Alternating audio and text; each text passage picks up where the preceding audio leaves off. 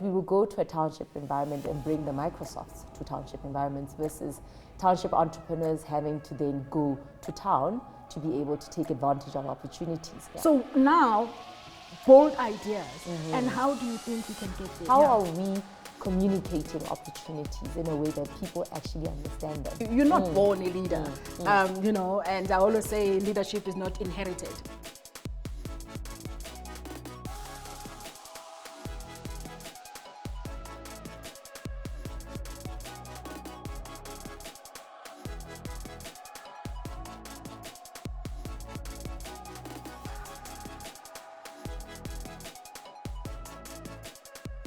Hello, I am so excited today to have Matsi Modise, my boss at TIA. She is the chairperson of the TIA board, and her CV is long. She's been CEOing and sitting on boards, including the SEB Foundation. She's just an amazing entrepreneur and mentor, and I'm so excited to be talking to you. Thank you for showing up, Chair. It's an absolute pleasure. Thank you, Lens, for having me. Yes. So this is Cocktail and Blurbs, right? So my first question for you is, what is your favorite cocktail and why? While I sip. I was going to say a cosmopolitan, but that'll be too simple, right? But I actually like a Long Island iced tea. Oh, wow. Yeah, Okay. that's quite a strong one. Why? It's quite a strong one, but you just need one and you're done for the night. Okay. I took it from my old university days. I'm like, yeah, we're sticking with this. Yeah. And I mean, after a couple of years, these things, they tend to go Dead. quickly, quicker than, you know. Yeah. Yeah, like, I mean, tell me about yourself. Like, I'm gonna start like from an interview. Tell me your upbringing, who you are, like, you know, the journey that shaped Matsi. Oh, it's God's journey. So as a starter, I love God. I'm very grateful for everything He's done. The fact that I am here this morning, being interviewed and having a wonderful conversation with also an esteemed colleague that I truly respect. I think, you know, Lindsay always brings so much joy to the board. Thank you. There's so much joy when Lindy was in the board meetings. But so Matsi Otswa Kwakwa, right? Kimosotho Putelichava is home. And I have 3 siblings, well, actually 2 siblings. And yeah, just humble beginnings from the rural Free State. I love the countryside. So still, even though I do all these wonderful things, I'm always on an aeroplane every other weekend. Just got back from Namibia, going to London. I still find home, you know, that's where the heart is. We share that in common. As you can see, I love. Yes. So the rural areas for me is beautiful. That's where I grew up. And then I studied at Wits University. I did my BCom degree there. Okay. I was not the most studious person, believe it or not. Is it? Oh, no. You look so trust me. serious, though. No, like, I mean, I passed. Yeah. But I think that's important. I was right? not acing everything. No, by all means, I was not acing anything. But I also realized that I'm a very strategic person. I connect dots. So in any situation, I'm able to read a situation. I'm able to read people very quickly. Those are very good skills that I've been able to harness over the years, and they've helped me a lot in business. Yeah. As you would know, in our board meetings, things get very interesting, and very quickly you have to think on your feet, connect dots, and then carry the what has to be done, right? Yeah. So yeah, I did Wits University, and then I did my internship at Investec. Oh, wow. Yeah, that was like my first and my last job. So that's where the story ends. It's not an elaborate corporate career, no. I did my internship at Investec. It was beautiful, it was amazing. But I also soon realized that I'm an entrepreneur. So for the past, since I left Investec, I've been an entrepreneur for the past 14 years. Wow. Yeah. We share the same, you know, like your story is almost similar to mine, because, you know. Corporate is not for us, right? No. So yeah, and then I did actually, in my entrepreneurial journey, and I learned so much. I was in 2 nonprofits. Being in a nonprofit, as much as it's a non-profit organization, meaning that the idea is not to profit, you still have to build an organization. You have to manage it. Yeah. You have to provide resources. It has to be capitalized in some way or form, and you have to create value. And it has to be sustainable. It has to be sustainable, right? Yeah. It can't be always getting money from people. You have to find a business model for that. So Yeah. I was in two nonprofits, the first one being the South African Black Entrepreneurs Forum, SABEF. That was amazing fun. We did township entrepreneurial activities. And then the second one, which I'm still very much involved, but not as someone who's building it, and the MD was the Matsi Modise, which is an organization dedicated to policy reform for entrepreneurs in South Africa. Yes. And then in 2017, I had an opportunity to actually start a business, because all these years, I'd learned through, the nonprofits I was running to run an organization and keep it sustainable. And you learn a lot because you do everything. Yes. It's a lot to learn, and then but and you learn to be nimble as well. Have to. Very nimble. You can't. As I grow my business, the idea is not to be a Microsoft or Google, right? I don't want big numbers. I would invest in other organizations, right? I would sit on boards of other organizations, but my team is normally very nimble, and it fits itself into other teams, right? I think that's been the journey. So it's been exciting. It's been interesting. I wear a couple of hats. So I'm a founder of my own company, Furaha Africa Holdings. I've invested in 2 fintech companies. I sit on various boards. So governance is something that I'm quite strong at. And then I would say also then the other hat is, I don't know what the other hat is. I just have to figure it out as we talk along. I'll remember it. No, that's amazing. I mean, I think I've seen you at the board, how you get stuff done and you don't get emotional. And I think I've served in a lot of boards. I must say that you've actually been my favorite chair, because it's about the work. When you can get the work done without the politics, you don't feel like you must be, there are no, There's no emotions, no politics. And there are no corners where, anyway. But it's really been just amazing just to see you lead, so I must tell you. Blushing now. From an entrepreneurial perspective, we know, our country, we've got the highest youth unemployment, right? If it sits at 59%, there's so many young people who have given up. How do you see, what are we getting wrong in terms of entrepreneurship? Because there's a lot of opportunities, especially in the townships and, for entrepreneurs. Why aren't we leveraging that? What do you think is the problem? It's a very interesting question. It's a very sad observation of where we are as a country, because if majority of young people are not having economic opportunities, where is this country going to? How are we empowering them with the necessary skills and abilities to provide for themselves, to contribute towards society, to contribute towards our economy? So it's a structural issue that we have to see it as a pandemic, right? If we haven't really seen this as a pandemic, it's something that over the years, it's actually going to come back to bite us. How are we disempowering the young people of this country? And entrepreneurship is one of the options, right? I think not everybody's going to be an entrepreneur.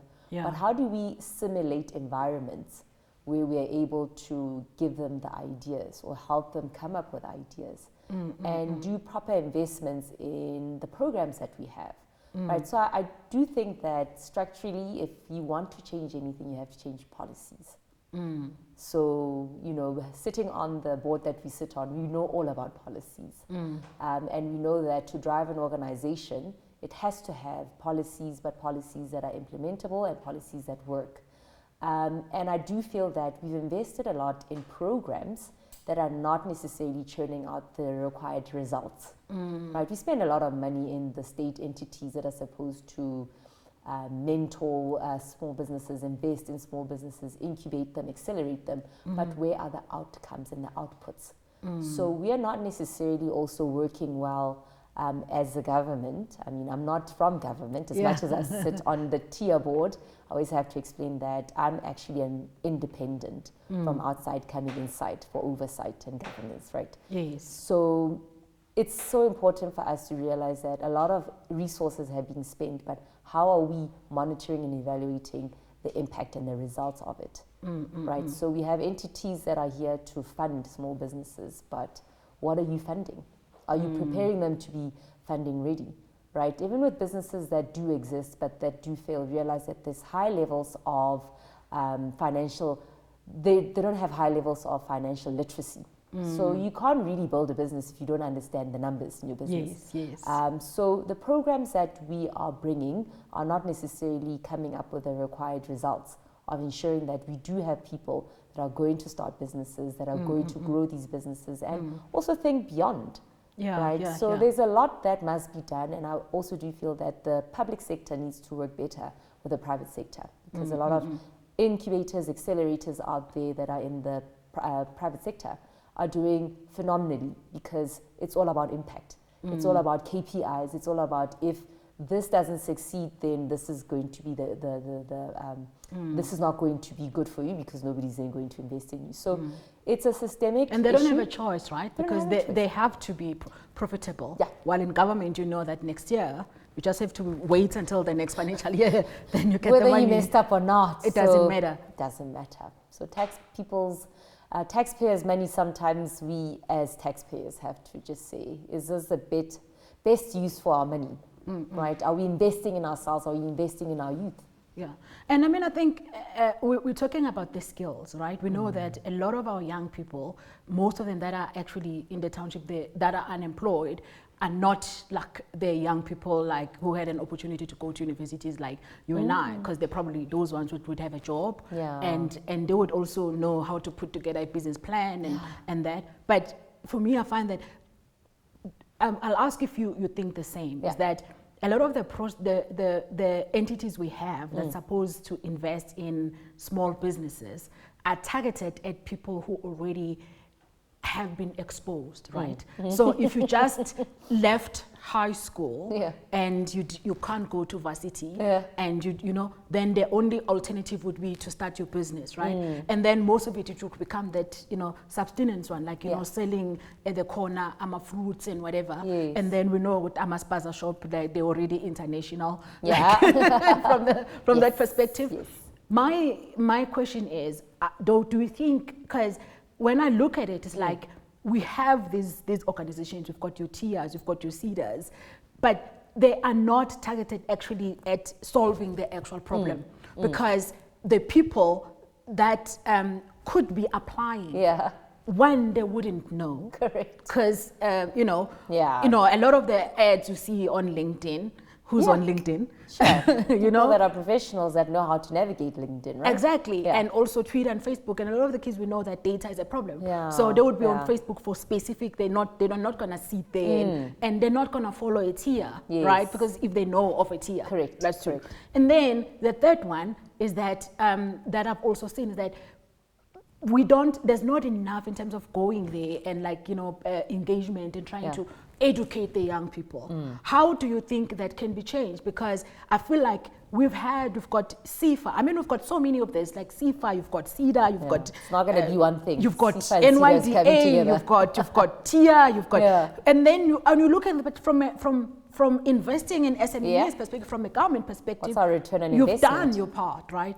But who have you done for? How do you think that can be resolved? Because I don't know if it's a policy issue. It's an inclusivity issue as well, right? Are we inclusive enough? We sit on the TIA board, but when I just joined TIA, a lot of people didn't know about TIA. Right? Even now, I mean, even the guys, the crew, even now, if you ask them, who's TIA? Guys, you know what I mean? Who's TIA? How's it going to assist me? And they are educated. Entity. So we're talking about people who are exposed, who are smart. So inclusivity has to be something that we are able to be very grassroots about it, right? So one of the nonprofits that I was part of, SABEF, it was about going to townships, right? We used to have Kasi to Kasi go digital, meaning that we would go to a township environment and bring the Microsofts to township environments versus township entrepreneurs having to then go to town to be able to take advantage of opportunities. So it's how do we bring tangible opportunities to our people where they are, not them having to go to Sandton to find a decent job, right? How do we talk about township revitalization, but what have we done about it? I see your eyes, but like, it sounds like a big word or a gimmick, right? Because it's how are we revitalizing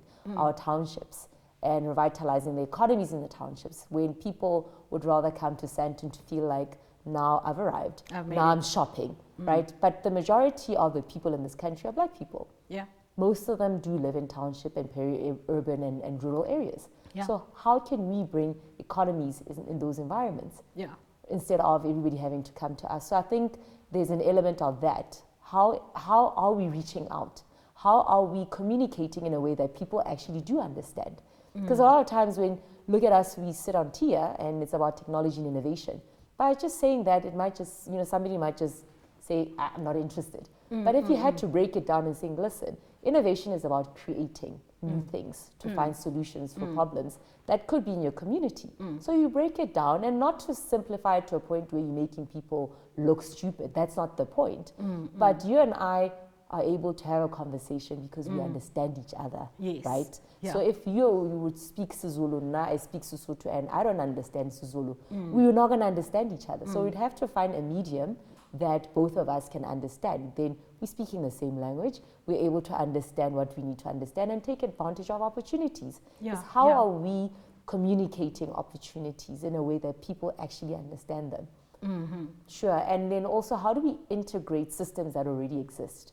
Because already when I'm in high school, it would be good to be able to know about technology innovation. Yeah. To be good to know about, okay, there's this guy called Elon Musk. He created Tesla and PayPal and everything else. But how did he get there? What did he study? Right?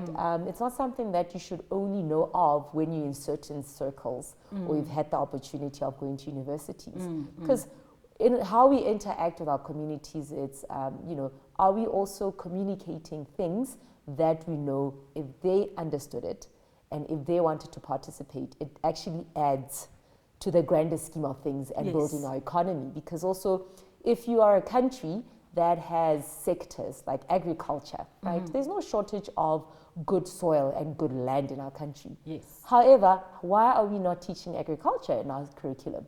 Because we as a country, we could be now exporting a lot of the products, but who are the people that are currently exporting? Right? Yeah. I mean, you're right, because I think from an education perspective, I know from DBE now, they're starting these schools of specialization, I'm sure. But I mean, those things we see that they're mainly in Gauteng, right? Yes. So how to, and that's also one of the next questions I was going to ask you, because I also asked the former Minister of Finance while I was here, was the problem is, as a country, even in the last 30 years, because we can't, yes, apartheid, we know what apartheid did to us, right? But in the past 30 years, I feel like we haven't done enough to sort of like spread the wealth. Yes. So you have to be in Cape Town, Joburg and Durban. I use those, that's also where the big artists come. Right? Course, the concerts, you know what I mean? So and the problem with that is that we've got provinces, for example, like where I come from in Mpumalanga. 2/3 of the population never leave the province ever. So which means we have to create opportunities there. But then I find that, from the education perspective, it takes leadership, right? And it takes a vision.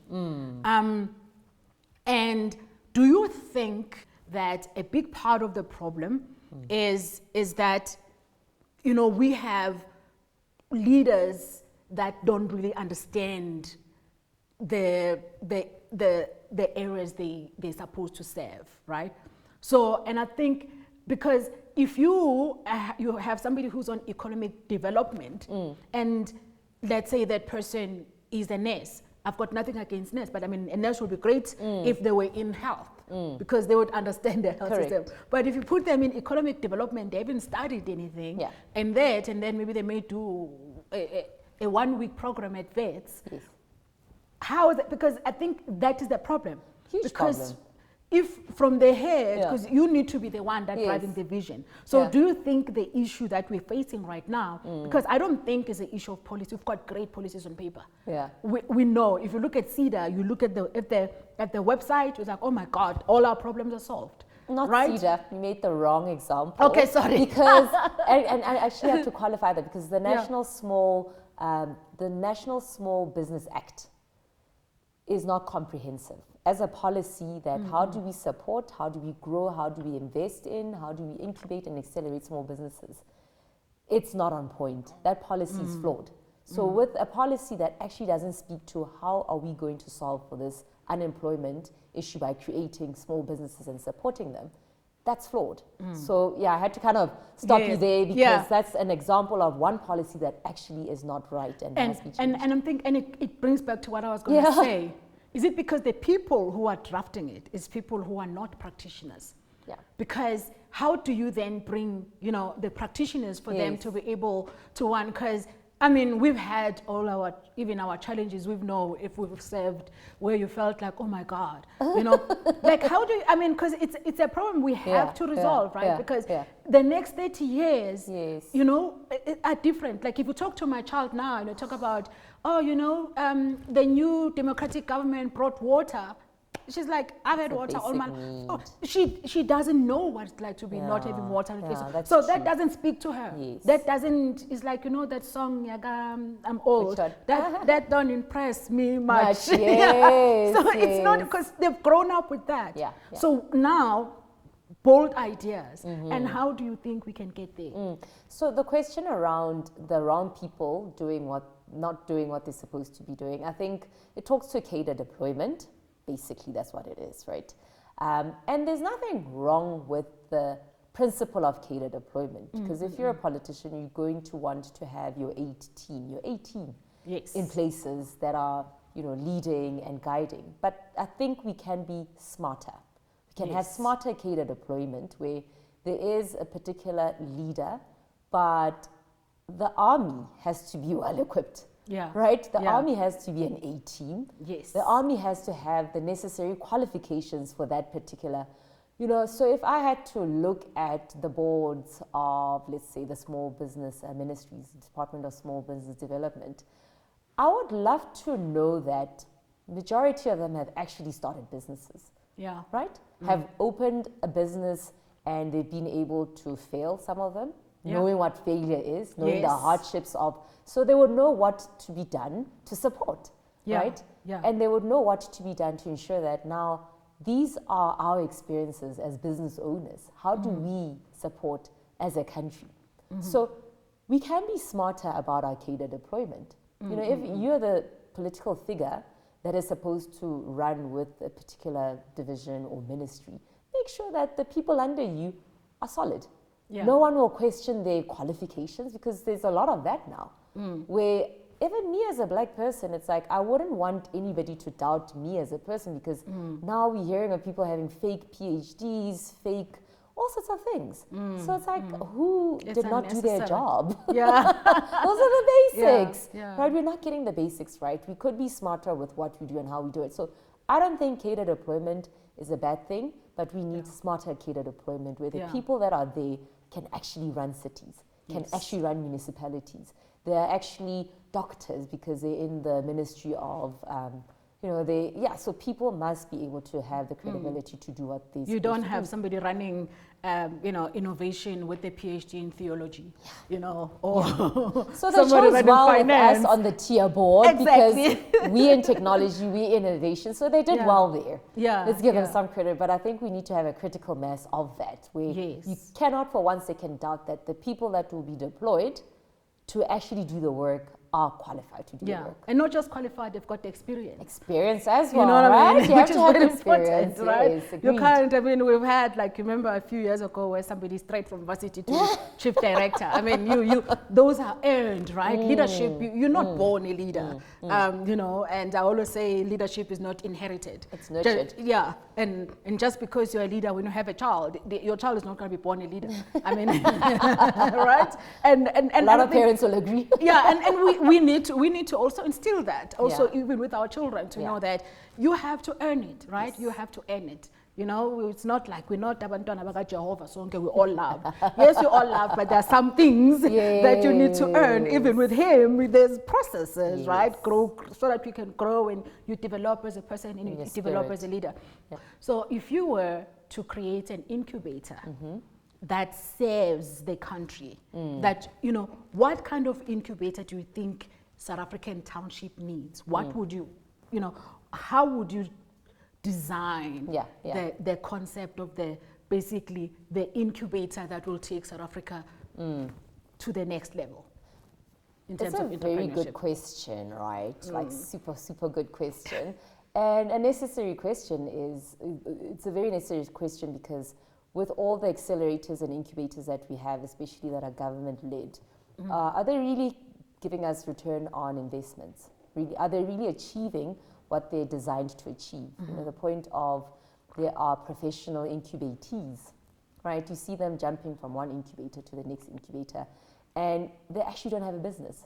So I think the first thing that you'd have to assess, do you actually have a business, right, that is able to be incubated and accelerated and scalable, right? I think we have to have that clear assessment of, are we setting you up to fail or are we setting you up to win? Versus saying it's just a numbers game.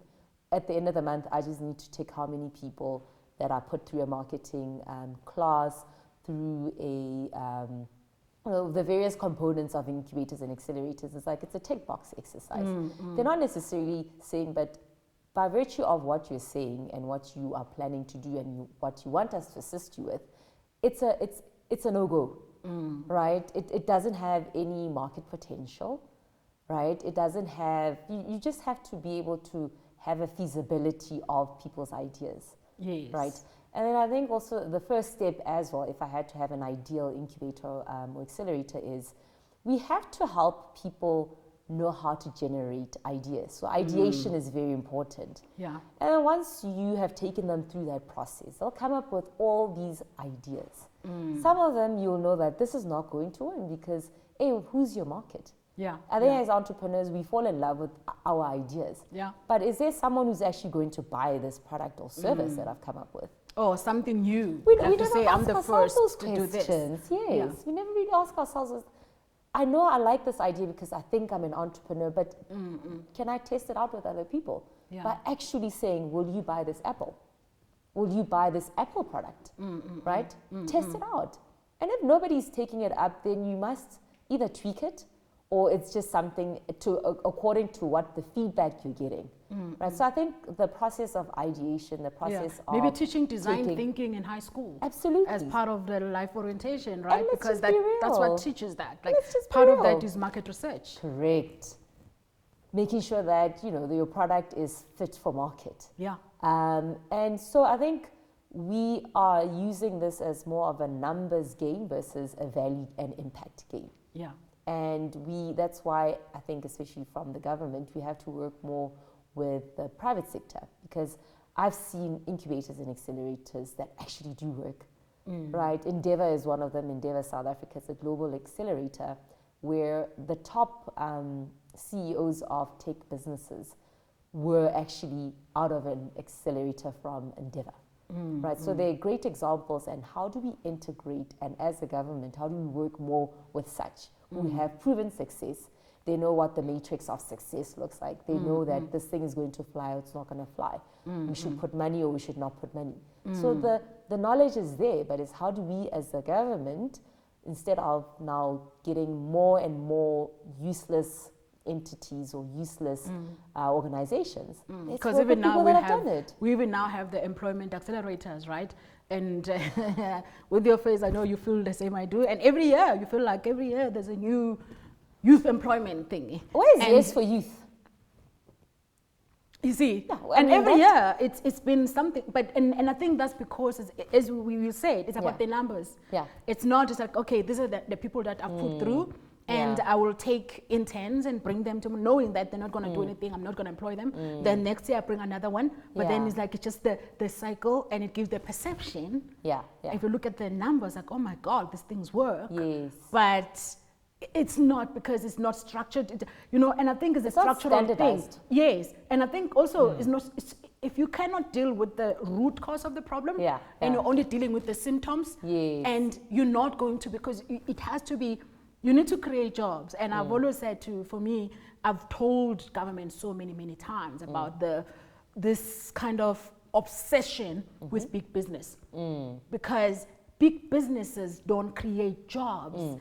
They are sustainable. That is why they have to look at sustaining innovation. You want to get things done with as little resources as possible. Yeah. So if I could build a factory and I could manage to have 5 people, that's what I'm going to go for, because that's what... Make it nimble, make it lean. Yes, because from that perspective, once you get to a certain level, your idea is no longer, you know what I mean?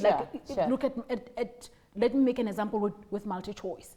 When they started, they had this, they were growing, they had all this, but now they cannot grow except by increasing the prices, which means they're not going to be bringing in more people. So, but new businesses, when they start, they have to, right? So, and the problem is, if you get your advice from the guys who want to retrench, and you give your resources to the guys who don't want people, you're not going to win. It's a mismatch, right? It's a mismatch, and that has to change. How do you bring the right advisors? Because I feel like sometimes our government, they have, yes, these people are smart, but they're not the right advisor. They're not fit for purpose at this time. You're not going to grow if you're going to have Matsi, when Matsi's business is already like 10,000 employees to advise you on how to create jobs. Because Matsi is not thinking of that. Matsi is thinking of, how do I reduce the 10,000? Can I do what I'm doing now with less? How do I scale? You know what I mean? Yeah. So that's, I mean, I feel like that is where we are. And I think that has to change. But now a lot has to change. You sit there, so maybe you must start talking to the people. So now I'm going to ask you my final question. Okay. If you were to create a cocktail that represents the fabulous you, what would it be called, and what would be in it? Oh my goodness, and why? That's an interesting question. It'll definitely have bubbles and we champagne. haven't shares though. We haven't. We haven't Cheers. Cheers. You must drink, Lindy. I do. It will have bubbles. Okay. I like bubbles in my cocktails. Color-wise, it'll have to be pink. It'll have to have pink and some cherries as well. So something with bubbles, something with cherries. And then I also do like, what is that? An Aperol spritz. So I do like an Aperol spritz. So something with an Aperol would be quite nice. Yeah, it's very Mediterranean, when you in the Med, everybody's drinking Aperol spritzes. So I do enjoy that quite a lot. So yeah, it'll and also the Aperol spritz does have bubbles in it. It has Prosecco. So you are bubbly. I like bubbles. I like something that just, bubbles. Tiny bubbles, right over that. So what would you call it? I'll call it a Miss Matsi. Oh, okay. I'll call it a Miss Matsi. No, thank you so much for the time. Oh, yay. I know how busy you are, and not busy for you, Lindy. Thank you. So I'm going to ask you, actually, this is the last question, and we'll go. Give advice to the next generation of entrepreneurs. What do you want them to know? That's an interesting question. What advice do I have for the next generation? You must be naturally unsatisfied. You cannot be satisfied with the status quo. Especially if it's hard when you haven't seen the vision or the potential. But this country is a beautiful country. You travel the world, Lindiwe. By the time you come back, or Tambo, you are so happy to be back home. You're like, oh God. Because we are so dynamic. We are full of life. We are full of energy. So I work with global teams, right? Particularly in Denmark. And we have, I think, during the week, a few calls with the entire global team. Guess who's always the happiest, right? Guess who's always full of sunshine and beans and everybody wants to talk to? And they say we are not the happiest in the world. Oh, that is such a lie. I don't know who they talk to. Because I'm like, you haven't asked me. A lot of the countries that were part of that happy index thing were like Scandinavians. Scandinavians are the most depressed people. Yeah. Have no issues. They just don't get enough sun, right? It's very cold up there. They don't so I would say, for young people, our next generation is be naturally unsatisfied. with where this country can be and should be. And you must fight for that. Because if we don't fight for it, we're going to suffer the consequences. Yeah. Generations to come, your children, my future children, I want to leave something behind. You know, you talk about 30 years of democracy. So this year I turned 40, Lindy, believe it or not. And when you mentioned like 30-year democracy, 30 years from now, I'll be 70 years old. What kind of conversations are we going to be having? We've addressed a lot of issues that are structural, that are inhibiting our growth as a country. 30 years from now, we can't be sitting here as old as we will be, having such conversations. Yeah. And you can't build anything by prosperity. complaining. It has to be prosperity because the potential is there. We are very smart. Yeah. Well, I went to Harvard, and as a young African woman, I don't have imposter syndrome. I don't think you and I suffer from that, right? We don't have imposter syndrome because it's like, imposter syndrome is like, why am I here? Do I deserve to be here? It's like, you've suffered so much in your life. You've had to fight so much. Why would you even doubt why you're there? You've worked so hard for it. You best believe that you're there. Right? So when you go to such places, I realize that, you know, Africans are actually very competent people. Yeah. We just have been deprived of the ability to see ourselves. Yeah. But luckily, our generation, we're very confident, right? And that And confidence also we've been must be taught supported. humility, that Must be you don't supported. brag. You know, you can't, if you talk about that you went to Harvard, oh, you're bragging. I want to tell my I'm kids, not no, bragging. you're I not paid a lot of about money it. for it. Yeah, So best be exactly. telling people. Yeah, if you have a problem with And hopefully me, it then you inspires shouldn't be around me. someone, right? Exactly. And hopefully inspire somebody. And but also it's just by virtue of you are enough. Yes. You're more than enough. Yeah. You're highly qualified. You know, a lot of the people that I met there, I'm like, right. It's showtime. Yeah. And if So you're around yeah. people where you have to minimize your, you know, who you are, in the wrong then place. you're in the wrong place, right? Yeah. So that's why I love Lindy. Like, we don't struggle Nah. with a lot of things. We're very capable, very competent, and it's just such a pleasure working with you. Yeah, no, because I know who I am, I know who my God is, and I trust that I'm enough because He made me. Yes, He yes. says I'm wonderfully and beautifully made. Made. It's in the Cheers to Bible. that. Cheers, darling. Yay.